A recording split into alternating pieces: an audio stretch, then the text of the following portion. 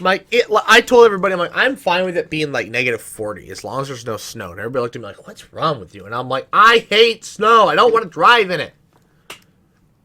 -40? I don't care how. That's kind of extreme. Well, I think I'd rather have 5 inches of snow on the ground before -40. No. At least in -40, I can just drive. It doesn't matter. No, because at least 5 inches of snow, I have an excuse not to go into work. I don't get 40, that. See, I work with customers. -40, it's like, well, shit. If the car can start, I kind of should go to work. Well, that's your problem. But in customer service, I have to go regardless. Because, there'll be some old lady with 5 inches of snow on the ground. She'll be like, I need to make my deposit for today. Like, no, stay home. Yeah, why can't you just stay home and call in? I can't. Why? Because I'm one of the only people with a four-wheel drive vehicle, so I have to go to work. What happens if you just don't show up? I get fired, probably. Will I really fire you for one day? More than likely. Because the manager would be like, you have four-wheel drive. You're picking me up for work. Are you serious? Yes. I was told, and I quote, you'll be the one picking everybody up. And I'm like, great. Great. That's what happens when you have four-wheel drive. Yeah, so I'm lucky. But I would not trade it for the world. Four-wheel drive is amazing. I had to use it this morning to get to work. And the minute I turned it on, it was like the ice disappeared. I mean, it was still there. So you trade it for Escape? Was it the Escape you're thinking of? It was all-wheel drive. No, but let's say it was two-wheel drive, not all-wheel drive. I wouldn't buy it. Would you trade it then or no? Yeah, I wouldn't get it, period. It has to be four-wheel drive. That's number one. Yes. There's a reason when I could have gotten my, when I was like wanting to order, if I order a Ranger, I could get a Ranger or a Maverick for a lot, more than likely it'll be a Maverick. I could get a Maverick for way cheaper if I didn't get four-wheel drive. I could get the hybrid. But I want four-wheel drive, so I couldn't have the hybrid, which was unfortunate. But it's like I would much rather have at least all-wheel drive than two-wheel drive permanently. I have two-wheel drive permanently. I haven't had a problem. You have front-wheel drive too. Yeah. I don't have such luxury. What? I don't have such luxury. Yeah, to be honest, I don't know why two-wheel drive, front-wheel drive is not the default if you have two-wheel drive. Torque. What? Torque. Work? Torque. And it's also a new thing. And where? More torque with rear-wheel drive? You get more torque with rear-wheel drive, yes. More power. Then how come... Yeah, but more power isn't always good because you'll be slipping and sliding on the ice. Vehicles that have rear-wheel drive are designed for power. Period. Oh. That's why you they can't haul stuff. Huh? You just can't haul stuff. Yeah, but like people that buy these vehicles buy it because they want to haul stuff. Yeah, but that's the problem. It also wears nicer on tires. Front wheel. Better to push the car than pull the car? Yes, well, no. I mean, if your engine was in the back, you would. I don't know what they. I don't remember. I don't know how old-fashioned super. The car. It's better to push the car than pull the car. You're saying? Yes. Yeah, I'm asking. I don't know. Yes, for power, but like I don't remember. I see. That's the thing, right? That's in a configuration in which the engine's in the front. But I don't know in old sports cars where the engines were in the back if that that changes what they did. Because having the power underneath the engine is a new thing from what I understand. because most vehicles before like the 90s, even then, before like the 2000s, were all rear-wheel drive. Yeah. Yeah. And now, actually, most of them that aren't cars are all-wheel drive. And then electric cars, it doesn't freaking matter because they're perfectly balanced. So Oh, that's the it nice. doesn't matter? Not an electric car. So an electric car on ice, it's not going to fishtail or whatever if it's rear-wheel drive? Theoretically not, Hmm. because it's perfectly balanced. Yeah, but as soon as the driver steps in, it's not. Well, that's negligible. I'm asking, I don't know. I don't know. I honestly have no idea. I've been told that Teslas work really well on ice. I would personally never buy a Tesla that wasn't at least 3-wheel drive, but At least three. Yeah, well, I mean, I don't know if you can drive a Tesla if it only has two wheels. never mind. Anyways, What the hell? What the hell is there between three-wheel drive and four-wheel drive? actually Why the hell would they full-wheel not have drive isn't entire even wheel? actual real. Full-wheel Is drive that a real isn't thing?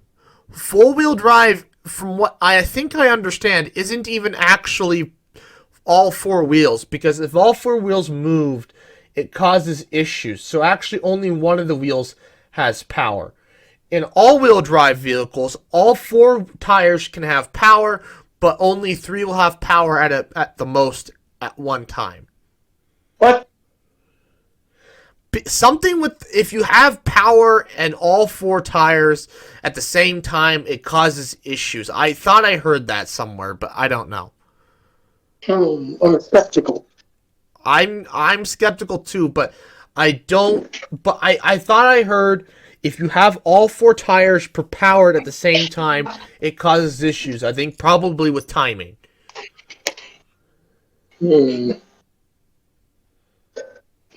Take it out with a grain of salt.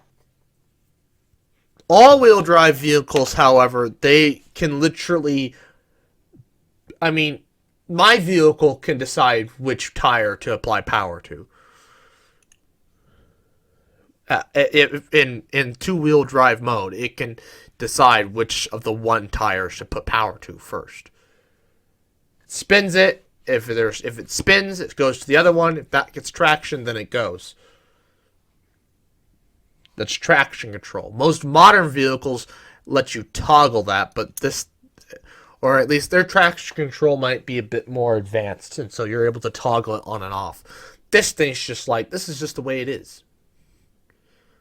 Oh, it's called a posi, I think. I don't know. I don't know anything about vehicles. I'm not a vehicle expert. Four-wheel drive doesn't have that.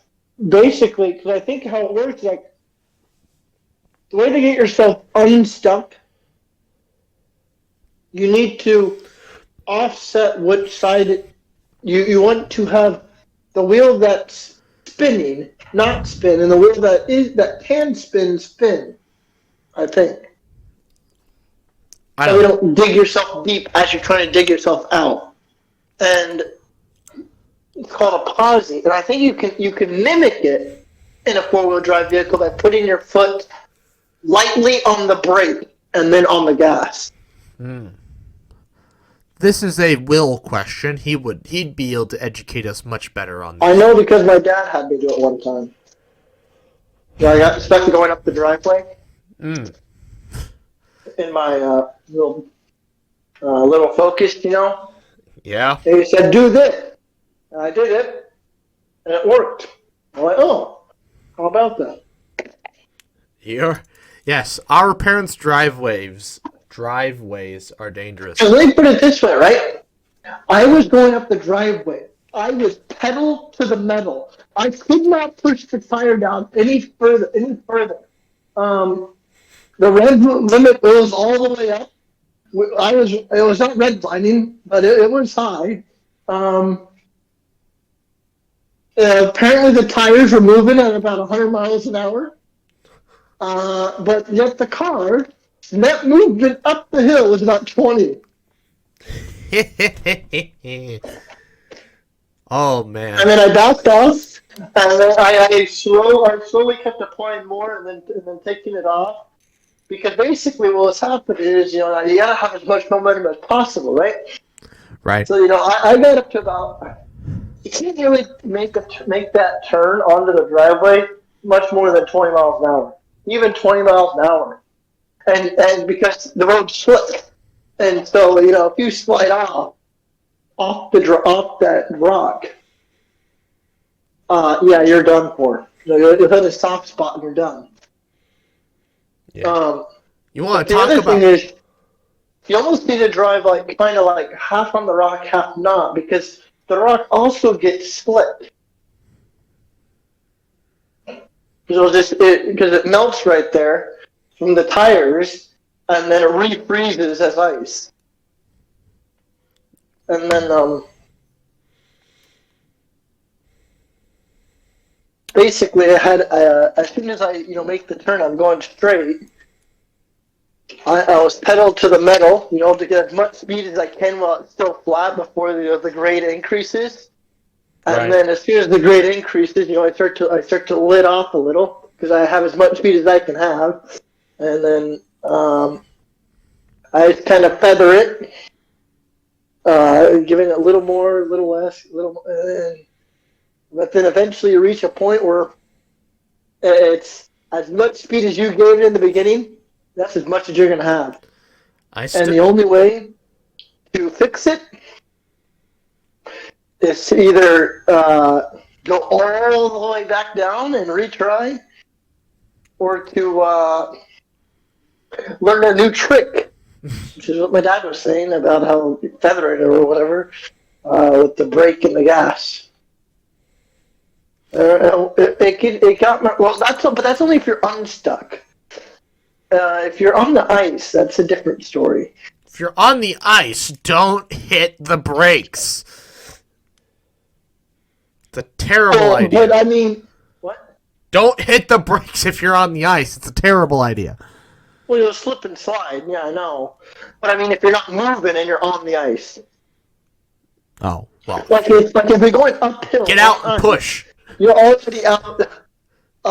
Sir, here's the problem, right? Well, you forgot to mention the Pushing a uphill part. 2,000-pound car on ice. You did. Well, You neglected the. my driveway's uphill, sir. You neglected the uphill part. My driveway's uphill. That's If your I problem. put the car in neutral, Be a man. well, I can push it upwards. The car's not going upwards from me pushing. The car's actually going downward. Be a man. I'm going to be underneath the car, going to pull it to a halt. Fine. Don't push. Pull. Be a man. No. Yeah, no. Be a man. Damn it. Oh man. But yeah. Basically, you try again. Yeah. That happens. Well. And each time, you just got to take that turn. You just got to get a little bit faster. And, yeah. My Speed is everything. my coworker. You want to talk about somebody who has a hard time? My coworker drives a BMW. Yeah. Let's all make fun of the guy who works at a bank that drives a BMW. Anyways, he's a part-timer, right? And Yeah. well, it's a BMW. It's got some power. It's a V8, Nice. but it's a rear-wheel drive. Oh, shit. Yeah. So he found out today that V8s and rear-wheel drives in a car do not mix on ice. Oh, why not? He did a 720 almost. Oh, shit. What? Yeah. It's 720. Yeah. Almost. 2 times around. Yep. 2 times around. No, that's twice, genius. What? 720 is... 2 times around. You said 3 at once. 360 is 1 turn. 720 is 2. I said 2 times around. Oh, I thought I heard 3 at one point. What? 2 times around. Yeah. Yeah. So he's trying to find a truck to use for the winter. Holy moly. Yeah, and today... How the hell did you have that much speed to do 2? It's a V8 in a BMW. Just tap the gas. There's so much power that you just... Really? Yeah, it's a light... I get that it has a lot of power, but I figured, if you've been driving it as your daily driver, you'd know how much or how little of a tap you need. Well, he just got it back in October. Oh, never mind. He's never driven on ice before. Oh, with it. Well, never mind. Yeah. Yeah. Oh, wait, a BMW was his first car? No, well, his first car he's ever bought with his own money. Why? Any specific reason why BMW? Or? He has an expensive taste. He likes expensive. He has expensive taste. Mm-hmm. He likes. What kind of BMW? It's an old one. I don't know. It's in the 2000. It's like a 2006 something. I don't know the model. Does it have a sporty-like look to it? Yeah. Not really. Not really. I mean, truth be told, most cars in the 2000s, unless they're a supercar, they're not very unique. Nothing really stands out. I just figured something with the V8. You have the power, you have the speed. Do they do something at all with the body frame to have it give it an aerodynamic, sporty look taste? No, maybe not. I guess I've never really looked at it. He leaves and he comes and leaves when I'm still there, so I haven't really got to give it. He has expensive taste. I get it. Yeah. I hear ya. I have as much as we all would like to drive a Lamborghini or Tesla or what have you, Honestly, I'm not really much for those cars, but I'm not an expensive taste person. I like bells and whistles and features to a point. Basically, I just want four-wheel drive, and cruise control. I don't care about the rest. Those are my creature comforts. That's all I require. And damn it, it costs so much more just to get those. And I have to sacrifice having a hybrid. No, I think if I had to get a car, like any car, I don't know. I really like the Chevelles. What is a Chevelle? Like one from like the 70s. Type it in. I'm going. Like 1977 Corvette Chevelle. That's just shovel. No, it's not a shovel. Oh. No, okay. Oh, wow. Wait, which one? Hold on. There's lots of them.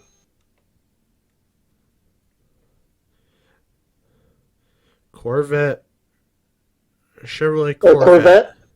Corvettes are a very sporty-like car. But you want the Chevelle? Yeah. I just like it. I don't know what it's supposed to... Is it a boxy type car? Yeah, kind of. Well, it depends what model. I don't know, that and the Mustangs from that era also were good. 70s? Oh yeah, they're a box. A nice looking car. You want to drive an old car though? Yeah. I don't know. I just like the style of it. I don't know. Something about it just speaks to me. I I could drive any vehicle. The big thing about it is, it's just that engine sound they make, when you start them up. Hmm. See, my ideal vehicle doesn't exist yet. Sporty cars sound like that too. See, my issue is that engine sound is what speaks to me. My issue is cars don't sound like that these days. Well, at least non-sporty ones. So yeah. My issue is the kind of vehicle I want. My dream vehicle doesn't exist quite yet. Doesn't exist. Doesn't exist I mean, yet. nothing that has came out is good enough. No, because I don't want. I would like an electric vehicle. But the ranges don't entice me enough, and see, an F-250 is really big. I don't want to drive an F-250. I've never really driven an F-150 before, to be honest. Actually, I probably have at one point, but I really not that I can really remember. And see, I would want some. I like how nice and big and powerful an F-250 is. Just the things you can do with it. However, they're very impractical for a lot of things. They're kind of annoying. But the amount of space for activities and stuff. Just my dad's bed of his truck. Like, imagine if that had a camper top. The amount of stuff you could fit in the back of that thing. Actually, what my ideal vehicle that doesn't exist, but I would like for it to exist? What? I would drive a Class C RV around. I told you, if I had to get an RV, it'd be a Class B. That's the van. I like the van, but yeah, I want a because it runs it. It's like a stealth. It's like a stealth mobile because it blends in as a van, and so people have no idea that you're sleeping in it. I mean, yes, they can tell by the size that it's probably an RV, but you don't have to, drive around just yelling out, "I'm in an RV." No, I would definitely drive an all-electric, all-wheel drive, or four-wheel drive, whatever. I don't know if I'd go all-electric RV. The problem with all-electric is that, at least currently, I couldn't take a trip out to Mullen. That's currently. But in the future, well. In the future, well, yeah. It'd be nice. An all-electric, four-wheel drive RV. But I guess we've also discussed the problem is,